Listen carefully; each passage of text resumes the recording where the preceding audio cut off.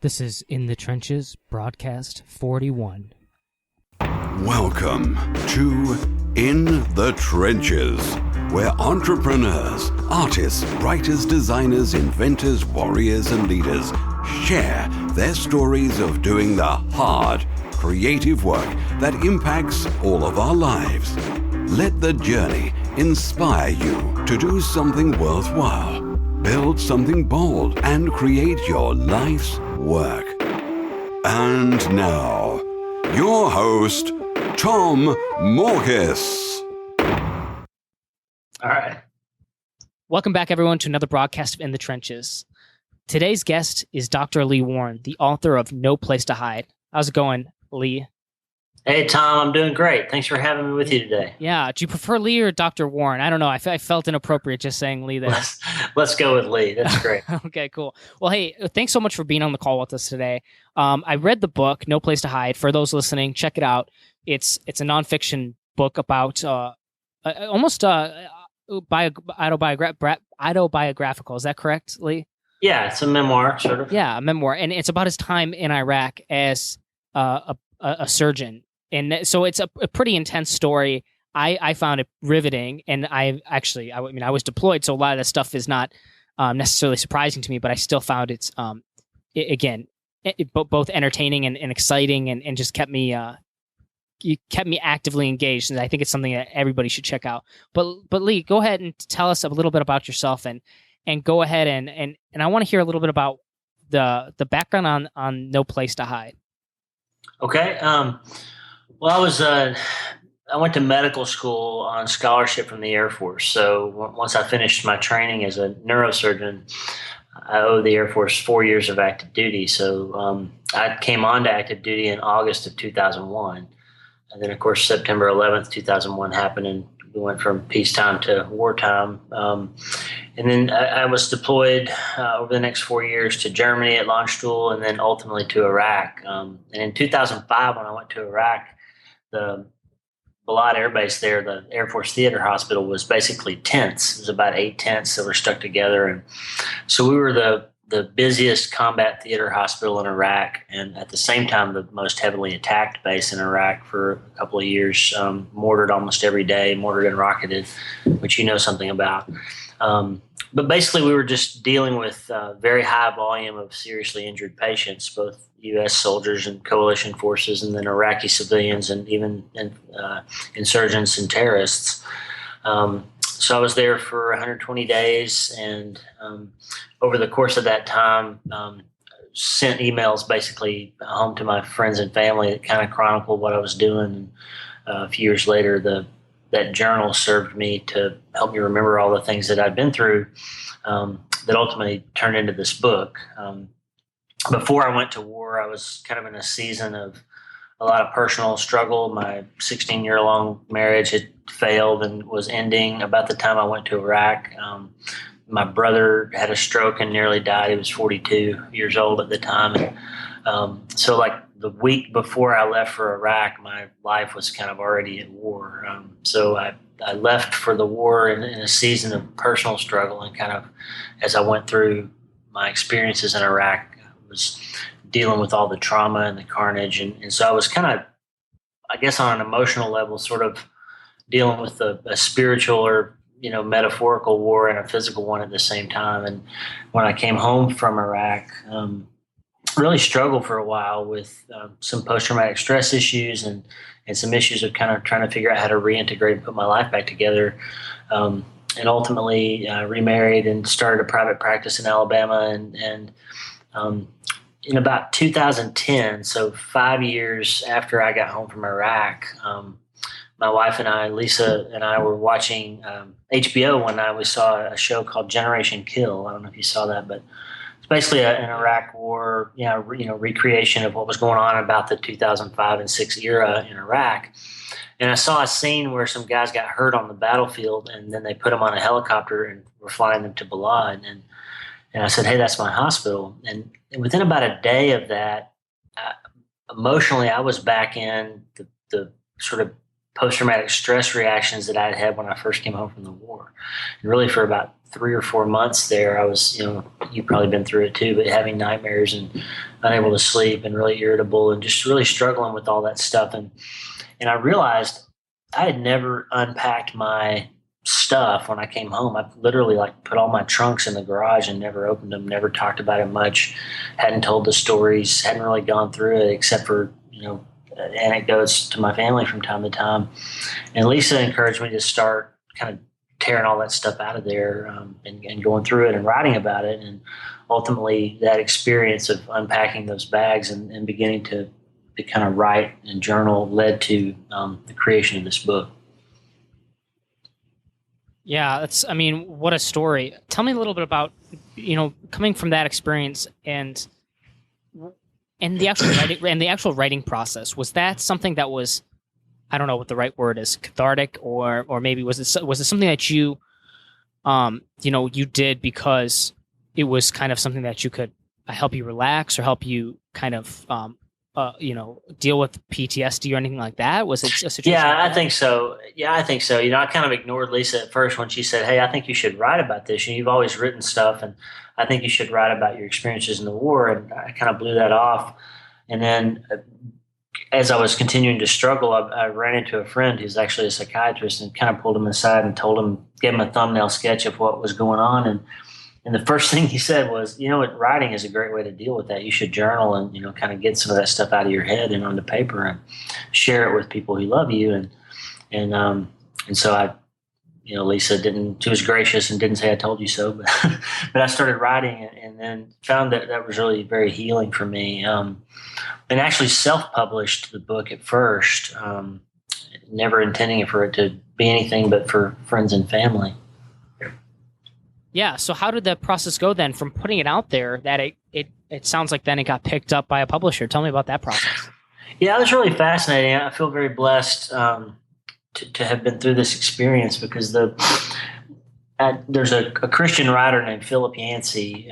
He's sold like 60 million books. He's written, I don't know, 20 or so published works, and he's been influential to me in my spiritual life. And I was on his website one day, and right after my self-published book came out, and he had an article about the Iraq War, and he was kind of making some statements about how he felt about it, and sort of on a almost in reaction to what he had said, I sent an email to his publisher, which was Zondervan HarperCollins, and said, "Hey, I don't know if you can get this to Philip Yancey or not, but I would like to send him a copy of my book because it addresses a lot of the things he's talking about." And a month or two later, I got an email from him directly saying that he would like to read it. So I mailed him a copy of my self-published version of this book and didn't figure I'd hear from him again. But a month or so after that, he called me and said, "Hey, I really think this is a story that needs to get out there, and I don't think it's written well enough. You kind of wrote it like you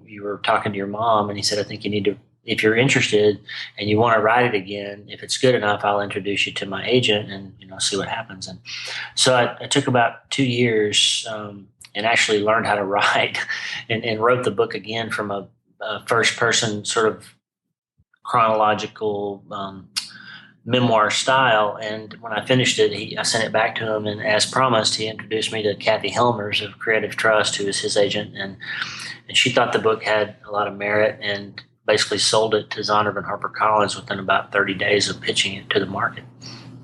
Interesting. So now this is something fascinating because not many people go this route. That at least that I've spoken to, oftentimes it's one or the other. It's self-publishing or published. So you've had both sides of the coin on one book in particular. What was your experience then on both sides of the coin, both going the self-published route and then the published route, and how much impact did going the published route have on the book itself and on, I guess, its reception? Well, I think it's huge. When I wrote it, I'm a practicing neurosurgeon. I never thought about that book being anything that would, gain any notoriety for me or generate any revenue. It was really just about telling my story, and it was, make it available for our patients and our family and whatnot.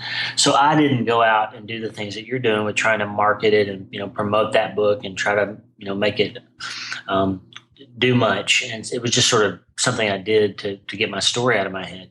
But then once somebody like Philip Yancey showed interest in it, and he really felt like that the public at large would want to hear that story. Hooking up with the traditional publisher really allowed me to gain an education on how books are marketed and sold and how writers build their careers. And I really found that I had a lot to say and intended to write other books. And then when my book finally launched, I realized the power of having a publisher behind you is very different than trying to learn how to market and sell books on your own. And that, they've done a lot of things for me, like arrange radio interviews. I've done probably 50 live or recorded radio interviews across the country, doing a TV appearance next week on a major Christian network called CBN that's viewed by 1 million people a week. I had a piece in the Guidepost magazine last week, which has a circulation of 2 million. All those things came from the efforts of the publisher. On the other hand, the thing I've learned is that nobody's going to actually go out and actively market your book other than sending out these requests for media appearances and all that. So if you want your book to be successful, you still have to do it yourself, and market and network. And if you want to build a speaking career, for example, which I'm starting to work on now, you've got to push those buttons yourself. So having seen both sides of it, I think there's tremendous power in having a publisher behind you, and things like advances and all that you don't have to pay for out of your own pocket. But I think still, if you have the mindset of the writing and marketing a book as a business, I think that the best way to turn a book into a success story, and I'm hoping mine becomes one, is really to still view it as a business that you have to run yourself. Yeah, absolutely. So is it true to say then the fact that just because it was traditionally published that you were able to spread the message further, it was taken more as more of a legitimate book because of Absolutely. That? Interesting. And that was the reception. Okay, tell me a little bit about that. Well, no doubt. The publisher opened doors for me to have cover endorsements, for example, from people that I would not have had access to, some of them without the publisher's help.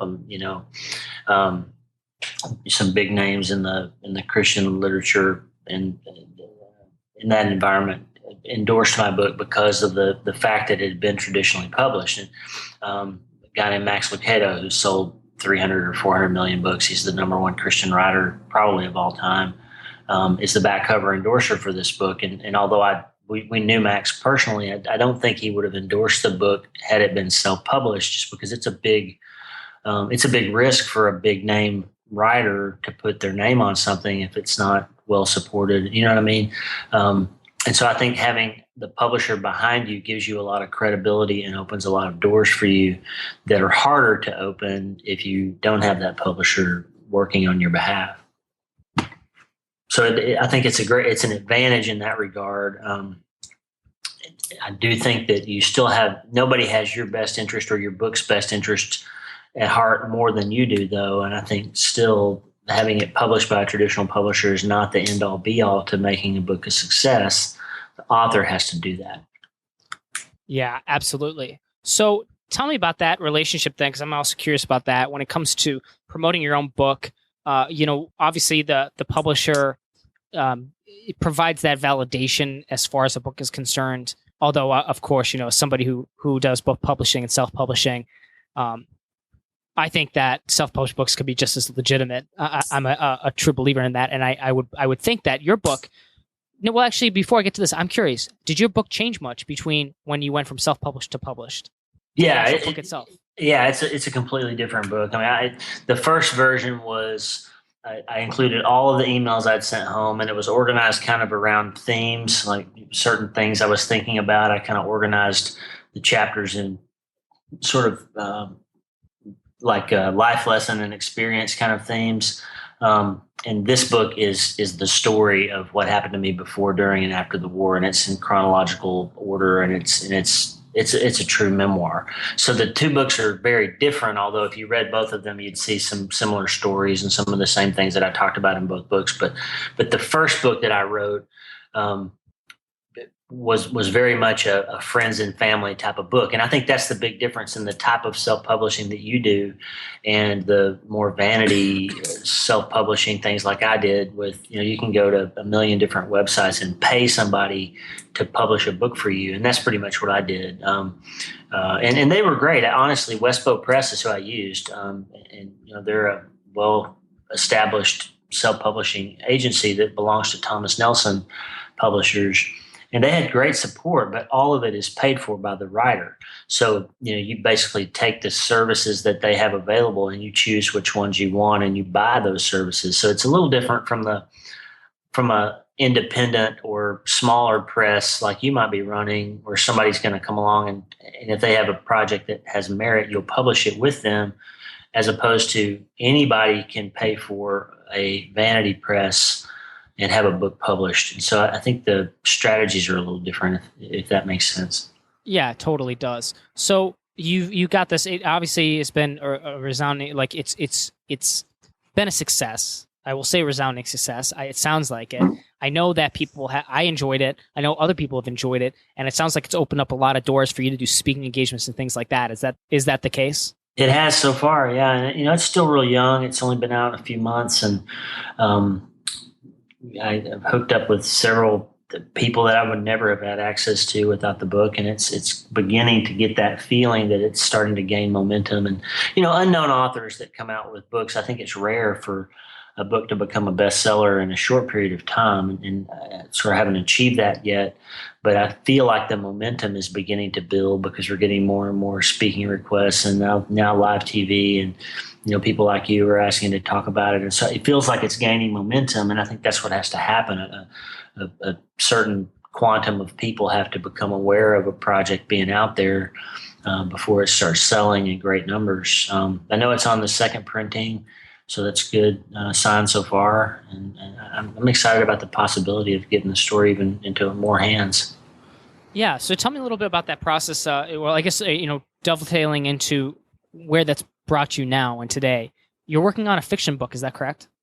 Yeah, I've actually completed my first novel, and it's the agent is requested we've had 3 or 4 rounds of tweaks. It's finished, and it's close. Probably within the next week or two, I'll have the manuscript ready to sell, and we're going to try to sell this one to New York. Mainstream publishers as opposed to niche markets. So that's been kind of an adventure, and it's been a fun learning curve for me to learn how to write fiction.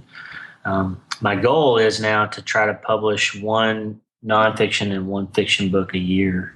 I hope I can do that. Wow. But I mean, you're also a doctor still, right? Yeah, I'm a full-time practicing neurosurgeon, but writing's become an important part of my life. And as you know, writing, I mean, once you understand that you have the ability to influence and help people with your words, that's a powerful drug, right? To be able to, I could operate in my career from now forward until I'm too old to pick up a scalpel anymore. I could operate maybe on, 10,000 more people, but with my words, I can influence millions of people if I can write them well enough to get them out there. So that's important to me, is to try to help people and influence them. And if I can do that on a global scale with my words, that's another kind of doctoring besides what I do in the operating room. That's awesome. I love that. So tell me a bit about this process of going from nonfiction to fiction. I mean, what's that like to switch over? I mean, I have not necessarily dabbled with the fiction genre yet. So tell me about that. Well, I think it's all about telling stories. And the way I write nonfiction, I'm not writing my nonfiction books are never going to be a technical manual of, how to do brain surgery or something like that. My nonfiction is always going to be memoir, or it's going to be theme based. Like I write about, I've got another short nonfiction book that I self-published on Kindle called A Peek Under the Hood. And it's sort of brain surgery stories with life applications and faith applications that I told. So my nonfiction writing is all about telling a story in a way to teach something to someone. And so it dawned on me that because many more people read fiction than nonfiction, that if I want to make a point or tell a story that leads people to a certain set of conclusions or influences people in their lives or helps them in their lives. I think there's a group of people that I could get there with using fiction as the vehicle that I might never reach with nonfiction. If you come out and say, hey, this is a book about how being a brain surgeon brought me closer to God, that there's a group of people that wouldn't read that, right? But if you write a novel about a spy in Afghanistan who invents a device that can read somebody's mind, and in the course of doing that, he finds out that reading someone's mind is tantamount to playing God, and that creates moral issues and complicates his life in various ways, then there's a lot of people who would read that story that would never pick up a nonfiction book that gets them to the same set of questions. So learning, does that make sense? Yeah. Totally. So for me, learning to write fiction was an end, a means to an end of trying to become a better storyteller, and therefore to achieve this goal that I have of broadening my ability to influence and impact people in their lives. So learning to write fiction is actually, and you can write this down because it's true, it's harder than brain surgery. Oh, wow. That's crazy. I might have to quote you on that. You can quote me on that. That's true. It's harder than brain surgery because, it's funny how many people think that they can just quit their day job and become writers. And real writers, as you know, they kind of roll their eyes when they hear everybody at the party tells them that, hey, I'm working on a book, or I think I have a novel in me. It's kind of it's kind of like thinking you can fly the space shuttle if you just practice it a couple of days. Real writers look at guys like me that start writing at 40 with a jaded eye, because there's craft involved. And the interesting thing about learning how to do brain surgery is that it's a set of skills that most anyone could learn if they applied the 14 or 15 years that it took me to learn how to do that. So it's a skill and a craft that comes with practice and training, and that's what writing is. So if you really want to be able to write down a story and have it move people and work for them, there's craft pieces involved in that, and there's books available, and you have to practice and you have to learn a new skill. So learning to write nonfiction was much easier for me because you're telling your own story. So that element of kind of making up the story isn't there. You already know the story. You just have to write it down in a way that makes sense. But when you're writing fiction, there's so many moving parts to how you tell a story and how you develop characters and how you make people real and not boring or not two-dimensional, that it really is a craft that must be learned. And it's taken me 3 years so far. And I wrote one novel that the agent looked at and said, you should put this one in a drawer and try again. And so it was really a learning curve for me. And I feel like I'm getting there. And I really believe that this book, Kill Switch, will be published hopefully in the next year. So tell me about that process then. You're not working with the same publisher for this because it's fiction? Well, I'm working with the same agent. Okay. It'll be sold hopefully to a publisher. But the same agent, Kathy Helmers, has been in publishing for many years, and she's done a lot of nonfiction and some very successful fiction, and she believes that she can sell this book for me. So we're going to try it, and she's been tremendous, and it's such a blessing to work with Creative Trust and with Kathy, and I just hope that I end up earning the great amount of trust and patience that they've invested in me. Yeah. So how's that process? Does that change at all in terms of getting a publisher for a fiction book versus a nonfiction book? I mean, if that's a really ignorant question, excuse me. I'm just really curious if that changes the process at all. It does. It changes it a lot. We actually took this book to the marketplace once already, and we thought it was ready a few months ago, and we took it to the marketplace, and basically the response was, wow, you really got some good chops. You're writing well, but the story's not ready, and we can't sell it. We can't buy it because we don't think we can sell it. And so that was kind of I was taken aback because I was batting 1,000. My very first book we took to market and sold in less than a month. So I had this idea that I was ready to go. But with fiction, the big difference is a publisher can look at a nonfiction book, and they already pretty much know how the marketplace is going to respond to that, right? They say, wow, this is an Iraq War memoir from a brain surgeon. That sets it apart from all the other Iraq War memoirs. and it's timely because there's stuff going on in Iraq again, and people are interested in that, and who's not interested in brain surgery sort of thing. So automatically the publisher has a sense of what they think they can do with the story, and it's not necessarily tied to your name or who you are, because it's more about the story and how that sits in what's going on socially and politically in the world at the time that the book comes out. With fiction, though, it's if you have an unknown author, a debut novelist, for example, no publisher can know whether that book's going to move the needle in anybody's life until it's out there. So it's kind of a risk reward. And given the fact that something like 85% of books never earn out their advance, it's a risk for a publisher to publish an unknown novelist.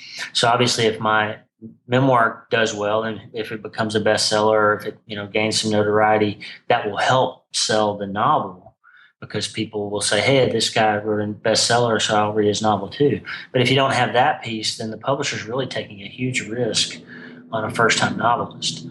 There's all these stories of J.K. Rowling and other people that pitched their book to 20 or 30 publishers before somebody finally saw the potential and bought them. For me, it's been almost two totally different experiences engaging with publishers on nonfiction and with fiction. Yeah, that's kind of fascinating to me. Sorry, I was muted there. I was like, here, let me start over.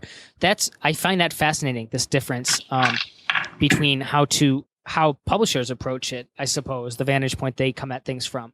So when it comes to, and now your agent, she does physical, or she does fiction and nonfiction? Yeah. Okay. So is that often the case with agents, or do agents just focus on one or the other? Well, I have a unique perspective here, because I haven't been out there shopping for agents, and I haven't encountered thousands of them. My road to picking up this amazing agent was a gift that was given to me by another writer. Philip Yancey introduced me to her, and they looked at my work and they thought they could sell it, and that's how the relationship came about. So most of the people within Creative Trust, for example, sell their buttonholed into genres. They sell fiction, or they sell nonfiction, they sell thrillers, or they sell this or that. And I think that's how most agents work. I think the marketplace is so crowded, and I think publishers are so niched that they expect certain things from particular agents. And I think a lot of agents develop a real strong, I sell, Amish romance, or whatever the genre is, that's what they sell. And there is a category called Amish romance. I'm not just joking. I love it. Okay, fascinating. Well, really good stuff. Honestly, I think you covered a lot of what I was really curious about from the perspective of being a self-published author to then getting published to now switching over to fiction. I think it's just really fascinating. And on top of that, also being a neurosurgeon, no big deal. So it's pretty incredible. So, once this next book comes out, I have a good feeling that you're gonna find a publisher, they're gonna buy it. And what's next for you then after that? You said a book a year, or 2 books a year. Is that really what your intention is? And where do you want to go with this career as a writer, or do you even consider it that? Well, I do. I do consider it a career now, because I'm committed to it, and the agency is committed to try to sell books for me as I write them. But my real aim, like I said, my aim is to understand that I have a perspective on the world that's unique. Being a brain surgeon who's also a person of faith, and who's also been through a lot of really hard things in my life. You and I talked about the war and all the things that I've been through. I feel like I've got a message that can help people, and I feel like I can get there from 2 different angles, using nonfiction and fiction. So I intend to pursue that, and the nice thing about writing is all you can do is you can succeed or you can fail, but you can't really ever fail as long as you keep writing. It's not about how many books you sell. It's about telling your story in a way that you're proud of. So, if one person is helped by something you write, who knows what that'll do in terms of world influence later on. So I feel like it's a career for me now. I don't know that it'll supplant my day job, right, as a neurosurgeon, but if it does, that's a blessing too. I don't intend to stop practicing medicine, but I'd love to keep writing and selling books. Awesome. Great stuff, Lee. I really appreciate that. Well, thank you so much for being on the call. I know you're busy, obviously, writing books and doing brain surgery. Not many people can say that. So thank you for taking the time of your day to talk with us a bit about this and kind of get a behind the scenes look into your life, into your writing and into the life of a writer, nonfiction and fiction. I think this was really great stuff. So thank you for that. Thank you so much, Tom. It's great to be on the show, and I really appreciate all the things you're doing. And that wraps up another broadcast of In the Trenches. If you're interested in checking out the show notes, just head over to tommorkes.com/podcast to see our latest episodes. Also, I just wanted to give a quick update to fans and listeners of In the Trenches, and specifically what I'm working on right now. For the past 2 years, I've been publishing books, my own and others, through Insurgent Publishing, my boutique publishing company. In the past 6 months alone, I've helped 4 individual authors launch their books to bestseller on Amazon, including Dan Norris's The 7-Day Startup and David Nihill's Do You Talk Funny, among others. And both of those books are still top of the charts months after launch. I've learned 2 important things from all this. Number 1, that people still read books. And believe it or not, they're willing to pay for the good ones. And number 2, the $60 billion book industry is only getting bigger, and the barrier to entry is only getting lower, which means access to this market has never been closer to the average writer, blogger, or author. It is literally within the grasp of anyone who wants it. But you need to know how to approach it the right way, with patience, with a strategy, and with the right implementation and execution. That's why I've been able to launch so many bestsellers, many that are still top of the charts, because we brought great books to the people who wanted and would pay for them. No slimy sales tactics, just honest, powerful marketing. Now, I want to show other authors and publishers how to do the same. 4 months ago, I launched the pre-beta to a new super secret platform called Publishers Empire. In that time, I've helped a dozen authors and publishers start to bring their ideas to life. And with their help and feedback, we've quickly developed what is, in my opinion, the best, most comprehensive publishing training platform in the world. And now I'm getting ready to open the doors up to a few more students. So if you're interested in being part of a tight-knit family of publishers who help and support one another through their writing and publishing projects, if you want access to over 100 HT training videos to take you through the writing and publishing process, if you want access to proven copy and paste book marketing and sales copy, stuff that we've used to launch bestsellers, and if you'd like professional book covers and templates you could plug your own work into and look like a pro in minutes, and if you'd like all of that while getting the chance to be mentored by me, check out publishersempire.com and sign up to be notified when we launch. That's www.publishersempire.com. I hope to see you there. As always, this is Tom Morkes. If you're listening to this, you are the resistance. Thank you for listening to In the Trenches. Your creative work doesn't stop here. Join the resistance, the small but growing army of entrepreneurs and artists putting a dent in the world at www.tommorkes.com. Never fight alone. Join the resistance.